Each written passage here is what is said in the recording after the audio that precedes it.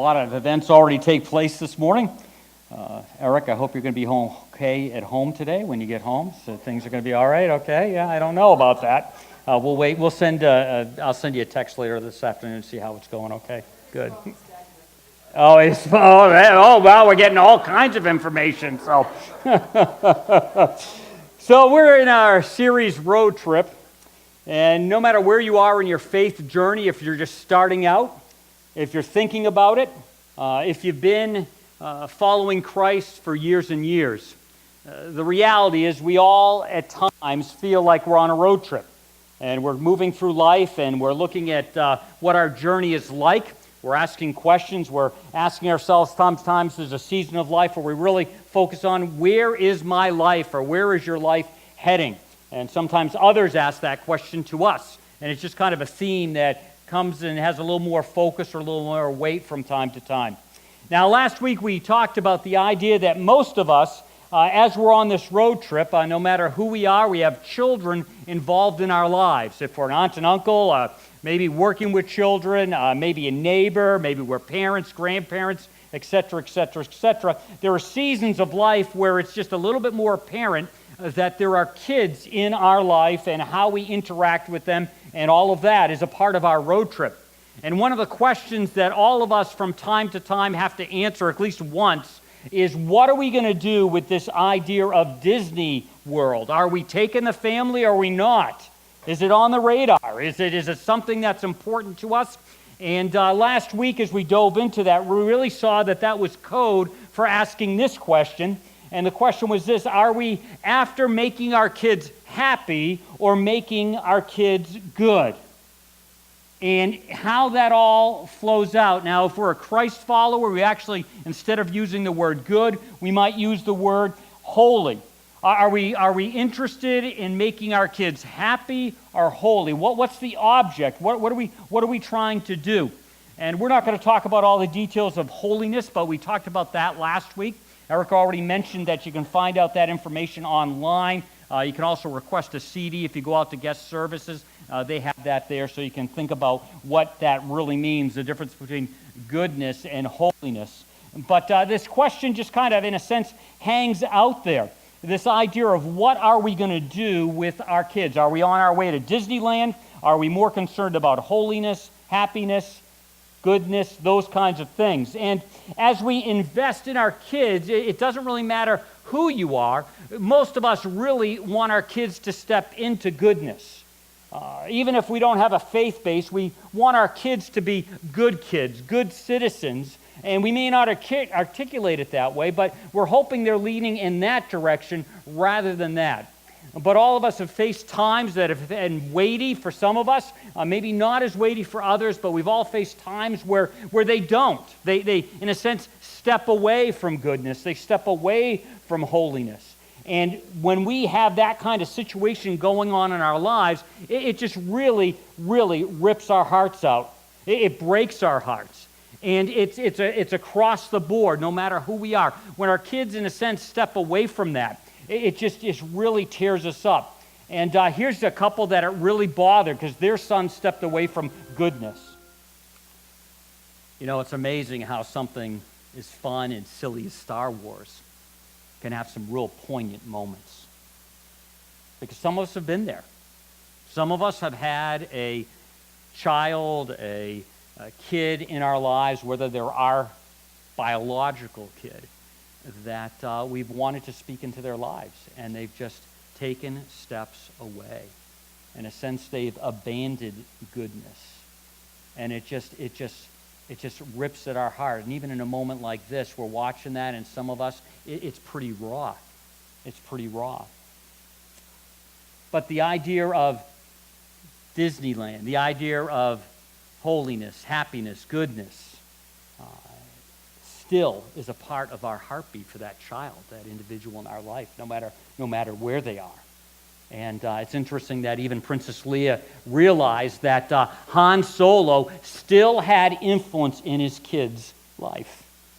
You know, your uncle is a Jedi, and well, Luke's a Jedi. And Princess Leia says, no, but you're his father. And no matter where the kids that are significant to us in our lives go, we have to remember that as parents, as people that have an interest in that child's life, now an adult, wherever they may be, there still is some influence there. That influence may change. It may not have the same intensity, but you always have an influence in that child's life. They may seem to have stepped away, but you still have an influence. They may, in a sense, have gained everything in life. They may be very successful. They may be really having the world by the tail, if you will. But they've missed out on the important things. But you and I, as having an influence in their life, it still exists. It's still there. And it's important that we think it through, because if we don't think it through, if we don't think about the influence that we always have, we can accidentally, unintentionally, just waste it. Because we all still have it to some degree. Even if they've chosen the Disneyland route, even if they chose happiness over everything.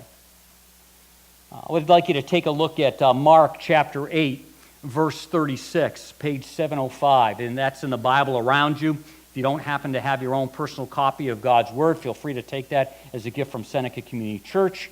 Also, the YouVersion Bible is available online. It's a free app. That's a great thing to put on your electronic device. I'll also have the verses up on the screen. But Mark 8:36, in a sense, speaks to this idea of what happens when a person gains everything. And we think about what happens when my child, in a sense, life is going so well that it almost seems like they don't need a faith in their life, because they're making it, and they're making it well, and on some levels they even look like they're making it better than we are, and we have this faith. And Jesus articulates this. He talks about this. He says, what good is it for someone to gain the whole world yet forfeit their soul? What good is it for someone to get everything, to gain everything, and to forfeit their soul? Again, we look at that person that really seems to be making it, and they've stepped away from what we would say is goodness or holiness. And really it seems like they've stepped into a preoccupation with just being happy. And they're making it. You know, Han Solo and Princess Leia, their son was making it. He had risen to the top. He had power. He had everything. But every once in a while we can see that he really wasn't making it. Watch as we see how this starts to play out in him. Look how old. We don't know where the story's going, but in 6 or 8 weeks we will know what's happening. We know what happens to Han Solo. I won't give anything away. But this continues to be this theme. It's not too late. We still have some influence, and we need to make sure that we don't waste it. It's never too late to influence a kid, a child, an adult towards holiness, rather than just happiness, rather than just arriving. We still have that influence. We still have that. Again, that's why Jesus says, this whole idea, we have to think about how we can do this. What good is it for someone to gain the whole world, yet forfeit their soul? And last week, and again, you can look at it online, but last week we talked about the difference between a proverb and a promise, or a principle and a promise. And we unfold that in part 3. But this whole thing, what are we doing with our influence? How do we? Are we really thinking through the difference of a Disneyland exit rather than a goodness exit or a holiness exit? Last week, again, we took a look at missed exits, and again, you can catch up with that. This week, we're going to jump into the skipped exits. What exits do we have to make sure that we actually skip? Last week, We missed them. This week's there are a couple that we can skip. And as we're trying to influence children, as we're trying to influence the kids in our lives, we have to ask ourselves, what are we about to skip? And when it comes to these ideas, we have to ask ourselves, are we putting too much weight into arriving in the greater schemes? For example, are we putting all our energy into our children to be, let's say, a sports star? And everything surrounds that. We want to make them happy, so it's just sports, sports, sports, sports. And that's a great thing to a point. But are we looking at it, are we going to set that child up to arrive and say, wow, sports is in a sense my answer to life? Or even academics. Do we say, if you just have this and we just have them put all their energies into that? Valedictorian of their class, a hunter, a craftsman, a model, a performer, a student government star. We just organize their whole life around that idea because we're thinking, if they can just gain the world, but what we don't realize that there can be sometimes a downside to that. Do we look at them to this after-school job that creeps into anything related with faith community? And we just throw them into that. We throw them into that, get that job, and we realize that we don't really stop to think that they're missing out on a component of life. We want them to achieve it, that we want them to have good work ethic. And on one level, that's fantastic. An artist, a theological star, all these kinds of things. What are we doing with our kids? Because again, what Jesus says here is this idea about what good is it for someone to gain the whole world, yet forfeit their soul, yet don't have that connection with God. What good is that? So here's some exits that we need to skip so we don't get there, and then we're going to talk about some ideas, some concepts to bring us all back into that to see how we can really make sure we're trying to get our children that we're involved with leaning into holiness. Well, the first exit we need to really make sure that we skip is this. It's called the legalistic Christianity exit. We need to skip that one. We need to stay away from that. It's rules without heart. It's rules without heart relationship with Christ. It's you got to do all these things. And over the summer we had this series, Living Well with Freedom, and we danced around that and talked about that a little bit, about the whole idea of legalism. But it's this idea that we need to skip that exit. If we make it just about rules in our kids' lives, we're setting some things in motion in a few moments we'll talk about that just aren't good.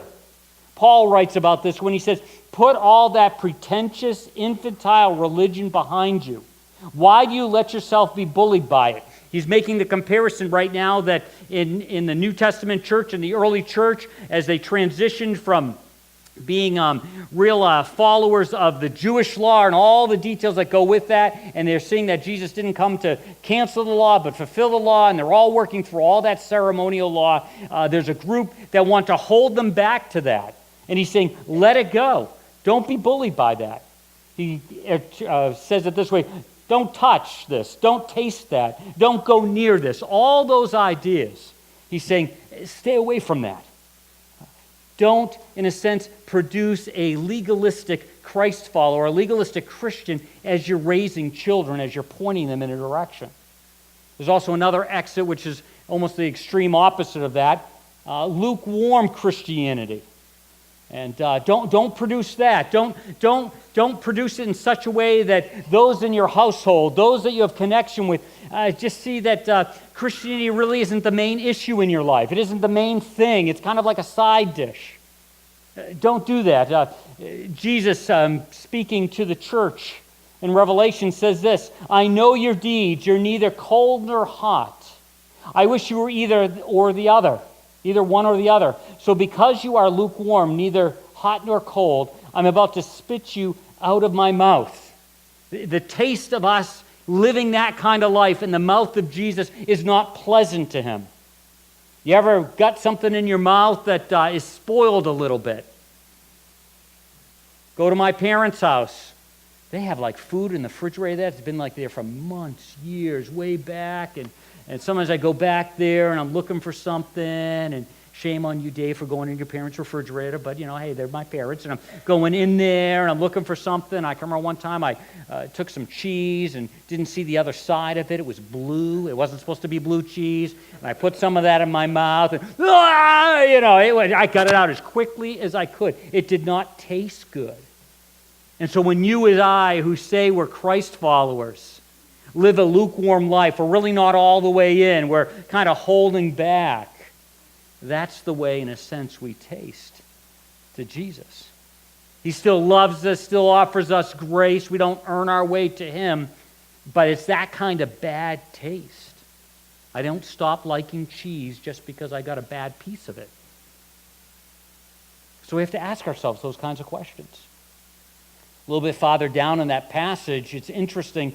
Here's a verse that sometimes is shared in moments where we're asking someone, would you say yes to Jesus? Someone who has no relationship with God at this point. And we quote this verse, but really, if you look at the context of this verse, where this verse is found, it's actually found with people who have already said yes to Jesus. This is a verse that people who know Jesus, who have asked Him into our life, who are trying to follow God, but at a lukewarm level. And this is what Jesus says. He says, "Here I am, I stand at the door and knock. If anyone hears my voice and opens the door, I will come in and eat with that person, and they with me." Wow.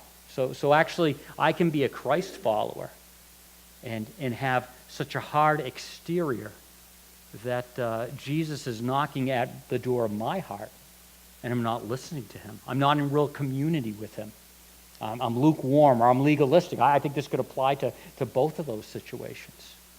And He's out there knocking. And if you ever see the pictures of that depicted on stained glass, you'll notice that there's not a doorknob on the outside. Because the door has to be open from the inside. And that's one of the wonderful catch-22 things about our God, our Savior, is He doesn't force Himself in. And some of us are in the inside, the door is shut, and we have the stereo of our life blasting so hard on purpose that we can't hear His knocks. It's a dangerous place to be. Life is going so crazy, and that goes back to that whole thing. What is it if a person gains the whole world and loses their soul? Sometimes we set kids up, sometimes we set ourselves up to have busy, busy, busy, busy, loud, loud, loud, loud, so we can't hear the little knocks on the door. And some of us, those of us in church world, doing the church thing, can turn up church so loud, be busy doing church stuff so much that we don't hear the knock on the door. Sometimes as a pastor, I can be so at it and so in motion that I don't hear Him knocking at my door. But He says He wants to come in. He wants to have supper with us, have a meal with us, one of the most personal community kinds of events. And that's what He wants to be. So we need to skip these two exits. And for a lot of us, we get off the exit, and then we need to get back on the highway and get back off as quick as we can. We need to make a course correction. The GPS needs to tell us, get back on the road. Get off that. Stay away from that legalistic exit. Stay away from that lukewarm exit. And I've showed you renditions of this before. It's not original with me. But this idea that rules without relationship produce rebellion. And I've added this idea in rigidness. When we have rules for our kids without relationship, it produces rebellion. Eventually we push back on that. Just think of maybe with a place you work. You hang out. You have connections with your boss. You have a relationship with the person that's leading your team. And you have that relationship, and they push you in some directions you don't want to go. But because you have a relationship with that boss, you kind of roll with it. You're a little more okay with it. Even when you don't understand it, you're okay with it to a point. See, the relationship carries the day. But when you don't, you're just totally irritated with that person when there's no relationship. And for us with our kids, we can actually they can comply while they're under our control. But as soon as they're out of our control, they're out of our control.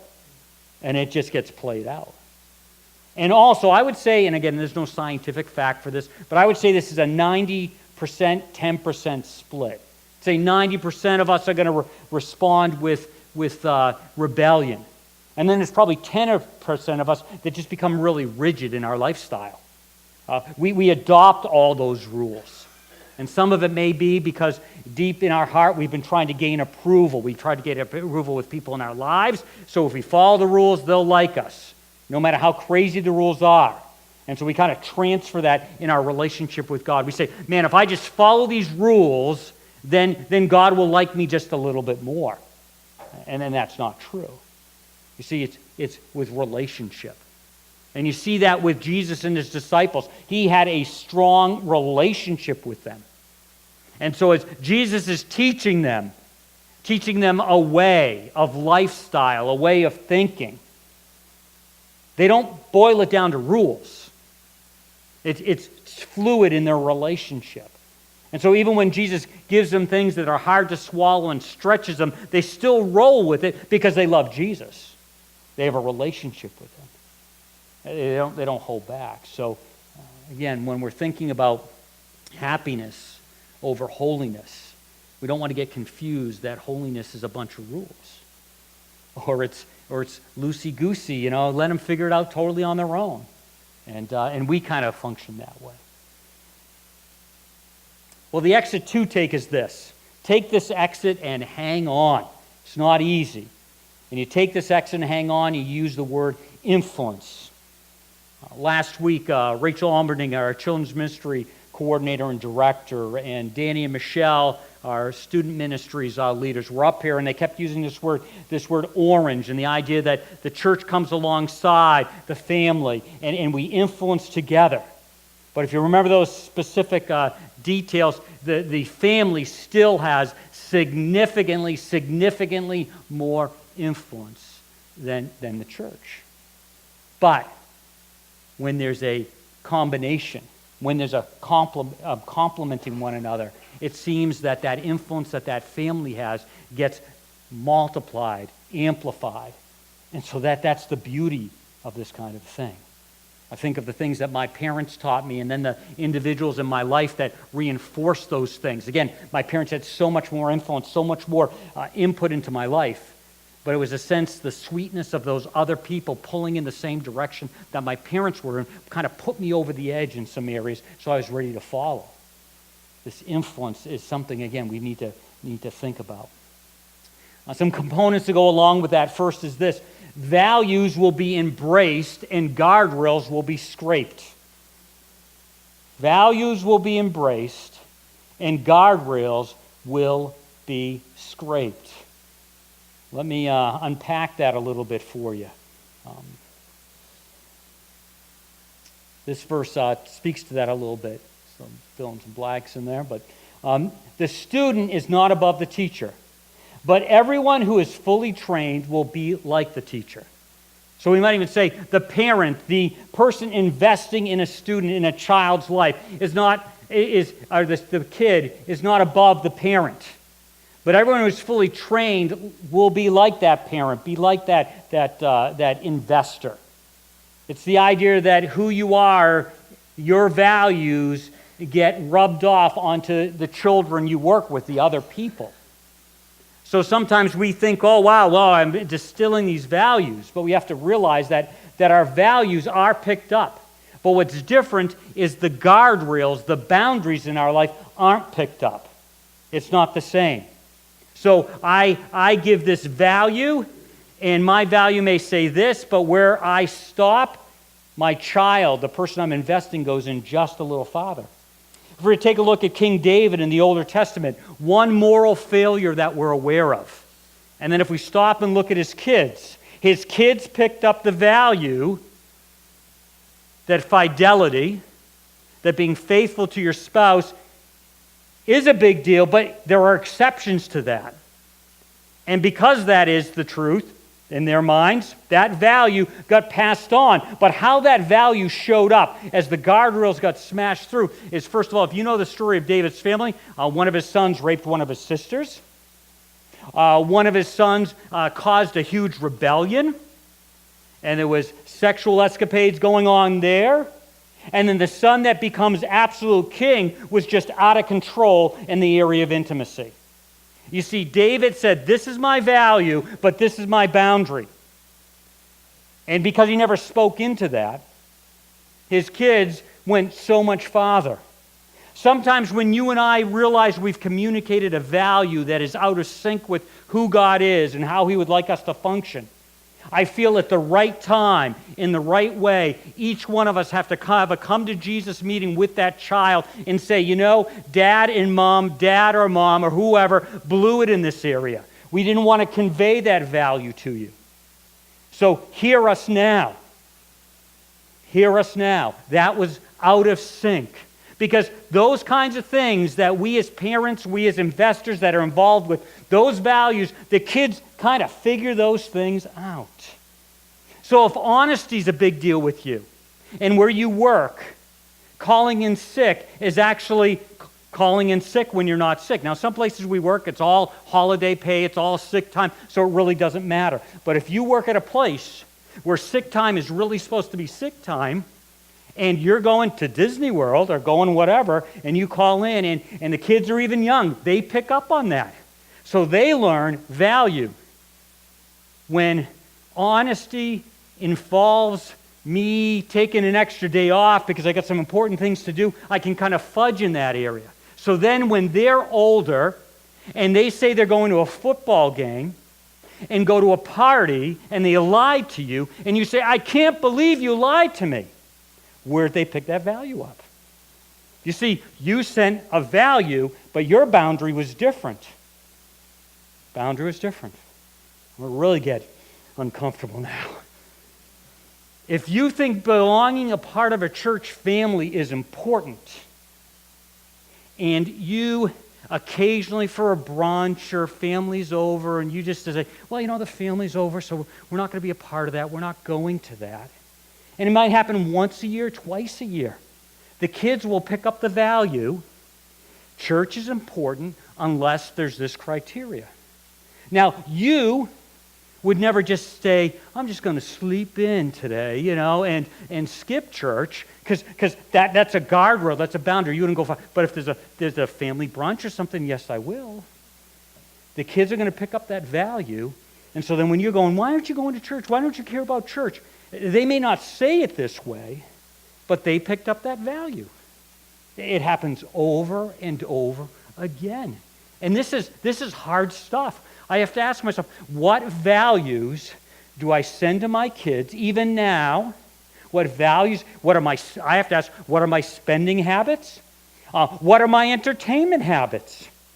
When the kids, now that they're adults, even when they were late 18s, what do I watch and what do I say is okay? So if I watch something that's a little questionable, they have a value. Oh, if it's a little bit questionable, it's okay. And then when I hear what they're watching, and it's like way over here, I go, how can they watch that thing? And if they were honest with me and could articulate it, they'd say, well, that's the value passed on to me. What? I would never watch. Well, you watch something that's questionable, entertainment. You know, I like entertainment. I like movies. Obviously, I like Star Wars. You watch something that's questionable. So their guardrail is completely different. Their boundary is completely different than you. And then we ask ourselves, why are they behaving this way? Driving, I don't even want to think about that. If Dad goes 75, it doesn't get a ticket. Value is, there's some grace there. You can move a little higher than the speed limit. Then why isn't my kid going to go 90? Boundaries different, value is the same. This is real stuff. I mean, you really look at how you're leading your kids and the kids in your life. It's not to question every little decision. You could go back and listen to the Freedoms in Christ series, so you can see that play out. But you got to ask these questions. You got to be honest with yourselves. The values we send, our kids are picking those up all the time. And they know them even better than us, the values. If we say, if we're talking about other people, we never say anything nice, we're gossipy, but we're just a little gossipy. And then we're listening to our kids on the phone and going, wow, I can't believe they're saying that stuff. Where'd they get that value from? Some of it came from you. Some of it came from me. They pick those things up. Whew, yikes. Some things that I think can help with that is to oversee, or some of the values you want to talk about. If we're really concerned about faith, and if you're not a Christ follower, these really don't apply to you, but if you are, is we ought to be involving God in our daily conversations. They ought to see that. They ought to hear that. They ought to see that God's real in your life. If he really is real in your life, you don't manufacture this stuff. We ought to do that. Also, we see that we need to make, I would say, church a non-negotiable. I know some of you, we talked about this in the series. Reuben came up and talked about this, but I don't know. It's a value. I can almost guarantee that your kids will probably be less a part of a community of faith than you are. I just think that happens most of the time. And so if that's not a value you communicate to them, not that we have everything right by any means, but I've shared with you before, we went to some really weird churches when we were on vacation. I mean, really weird churches, because we wanted the kids to know that, especially Dad, who's a pastor who gets paid to go to church, even when he's not getting paid to go to church, still goes to church. And we joke about some of the churches we went to because, one, the pastor actually swore a couple times when he was speaking. And the girls were like, what? Did you hear that? Just unusual churches. But we made it a priority that I wanted to send that message to kids because I wanted them to have that value. And this may sound really harsh, but I remember the first time Hannah had to work a night shift, and she got off at 7 in the morning after working like 16 hours as a nurse. She called us because she felt guilty about not going to church at 9 o'clock. And because that value, she owned it. So, and we said, no, honey, you've worked all night. There's nothing wrong with you going home and sleeping. But that bothered her because that value was built into her. The value about driving, we need to work on that. But anyway, so it's not, I'm not, remember we talked last week? Parents, when it comes to their kids growing up, either take too much credit or take too much blame. Just enough said on that. So, but again, these are these values that we're trying to set. Also, show how seeking and serving God is fun. Make it attractive. I think Rachel might have talked a little bit about that. We want to make following Jesus, walking with Jesus, honestly, fun. There's no better way to live. It's great to be a Christian. It's not restrictive to be a Christian. It's great. It's the best way to live in relationship with God. And so, we got to go to church today, or we got to go serve at this, or, I know I shouldn't do this because I'm a Christian. No, it's great. Serve Him. Get to see God show up in your life.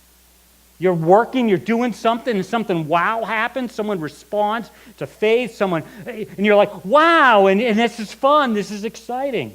That's one of the reasons Danny and Michelle talked about one of the greatest ways to have a student in high school own their faith is to have them living it out through service. But then again, there's another value, isn't it? Whoops. If I never serve as a parent, as someone really trying to do anything, then why would my kids pick up that value as important? Because obviously it must not important. I mean, my parents went to church forever. They had a special seat, and they never did anything, so I pick up that value. I don't mean to be mean, but we're honest, right? We're being frank right now. They pick that up. They get that. So why would they ever serve? Because you never did. They picked that value up. Whew. Okay. Oh, this is even worse one. Modeling a fitting respect for authority. There are rules we need to follow, even when we don't like them. Paul writes to Titus, he says this, remind the people to be subject to rulers and authorities, to be obedient, to be ready to do what is ever good. I don't know about you, but I have a spouse that kind of reminds me of some of these things. So, and this don't take this the wrong way, but because you may do this and it's no big deal, but every time I drive out the enter driveway here, my wife says, "What kind of model are you setting? You're driving out here, and I'm like, who cares? It's no big deal, but I am sending a message. So when she's around, I don't do that. No, I really try not to do that. Now you're going to catch me doing it, and you're going to be like texting, calling me, whatever. But she's right. Every time you drive around those two fast curves up here on the way to Waterloo, just as you're getting out of town? Yeah, my Q5 can take those like at 62 miles an hour, really nice. And Cindy's like, "What do you think?" I said, "This car was made for doing it this fast." No. Who do you think you are? Are you above that? What's going on? But our kids pick that up. Every time someone in authority says something that you don't like, are you mouthy about it? Because they will pick that up. And actually, someday they'll be that way to you. And then when you don't understand why they're that way, it's because you were that way. And let's be real. Scripture over and over and over again. It's not saying when something is wrong, when something is sinful, but a lot of these things are preferences. A lot of these things are preferences. So if the person God's put in charge as a leader, and there's verses we can look at, and it's not outside of those areas, then we need to follow with a smile. Hebrews speaks about this. Have confidence in your leaders and submit to their authority because they keep watch over you as those who must give an account. It's interesting. Your leaders, especially in church settings, have to give an account. And some of us take delight in it. Oh, they'll get it someday when they have to face Jesus. Well, someday you may get it too because of the way you responded to them. Do this so their work will be a joy, not a burden. For that would be of no benefit to you. You want to free your leaders up. Again, not that they're doing crazy things, not that they're doing sinful things. This isn't a permission to be sloppy and all this kind of stuff. But you want to be responsive to them. I like the way Eugene Peterson translates, be responsive to your pastoral leadership, or we could say your leaders.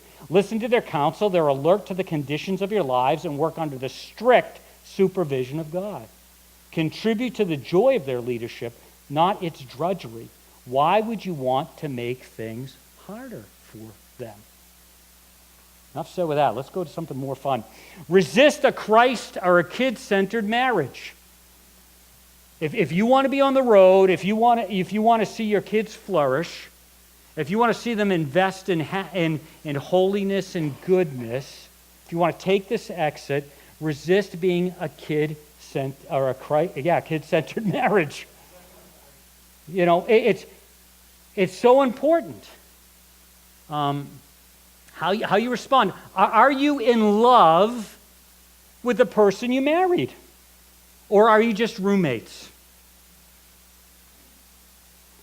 And what are you going to do about that? I ought to be in love. I'll tell you this happened, starting point. This Thursday night, I'm doing the lesson. Andy Stanley's on the video screen, and Andy Stanley's pretty captivating.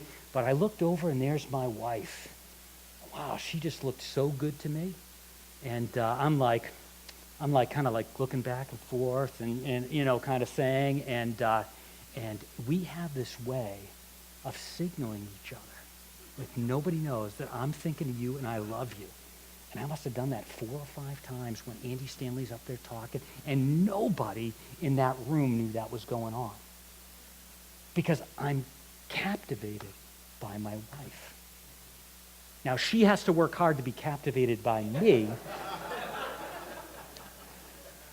I said to her this week, I said, I love the way you love me. And that's the way marriage should be. So our kids should see that. I heard one guy talking about, he said he hoped he was never on a boat with his parents, and they only had 2 life jackets, and it was going down. Because the kids said, we weren't sure we were going to get the life jacket. We thought mom and dad would get it because they're so in love with each other. Are you a kid-centered? And it's not that you don't invest in your kids' lives. It doesn't mean you don't do all these things. But they ought to know. They ought to know that's the center of your life. Now, there's some situations where the marriage is in a bad place. I'm not talking about those extremes. I'm talking about in regular living. Resist a kid-centered marriage. Lovely as an angel, beautiful as a rose. Don't ever quit taking delight in her body. Never take her love for granted. I don't have to explain that. You get that. Do you love your spouse? Do you love your spouse? And earlier I said, again, this doesn't mean you don't engage in the life of your kids. Jesus came to us. Theological word for that, incarnation. He came to us. So yes, we need to be involved with our kids. We need to, yes, a lot of energy is always going to be going there. But don't lose your first love. In theory, that's why you now have kids, because you loved your spouse. Don't lose that. Remember, time and time again, telling the girls when they would be wanting something and kind of trying to pit Cindy and I against each other a little bit, and like mom's being unreasonable or whatever, I go, listen to me. You cross your mom and you've crossed me. I love your mom more than I love you. I love you, but I love your mom more. I'm going to be with her when you're out the door. And even today, this doesn't mean, a couple weekends ago we did go see Mariah because we're empty nesters now. Today we're going up to see the girls for supper. We're taking them out to supper. That's even more expensive than having them in the house. But we're taking them out. So it doesn't mean you ignore your kids. But you certainly are engaged with your spouse. Also, very quickly, pick your battles carefully. Pick your battles carefully. I have to be very careful about this. I like order in my life. I like order in the house. I like neat bedrooms. I like stuff picked up off the floor. I like an empty sink, all those kinds of things. I'm one of those crazy guys. I'd rather have less and have that all. And there are some of those things where I needed to pick my battles. There are some of the things where it really doesn't matter. It really doesn't matter when my kids don't make their bed.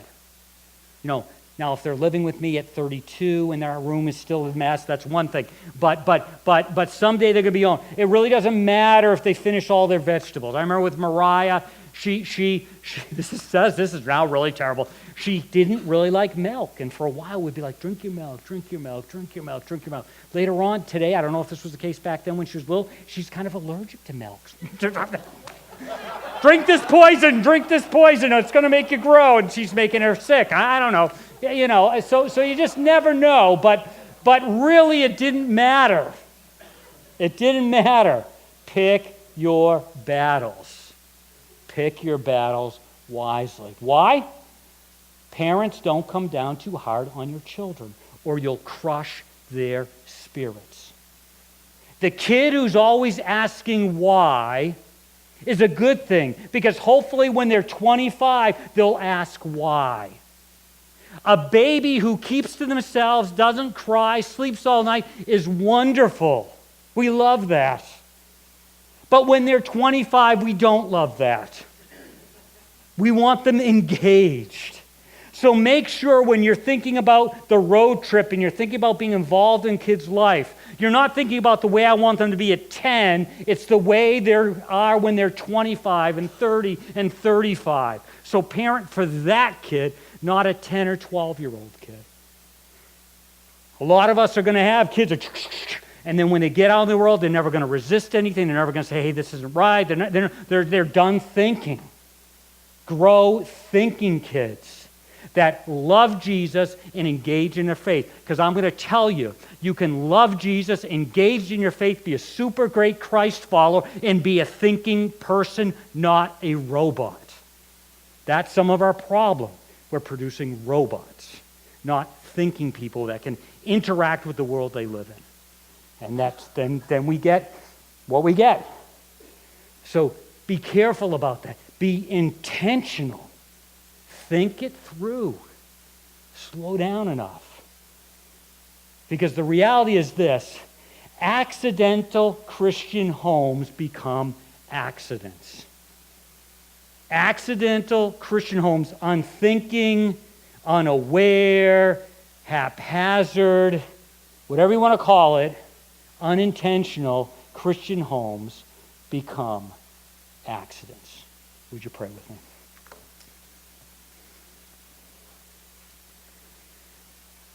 Oh, Father, as we talk about these and think about these things, I know when I was preparing this week, all kinds of messes that I created came to my mind. What did I do? Why did I do that? And Lord, there may be some things where there are times where I need to get those things straightened out with my kids. But Lord, I would ask that you would help us to really understand that we do have influence in our kids' lives.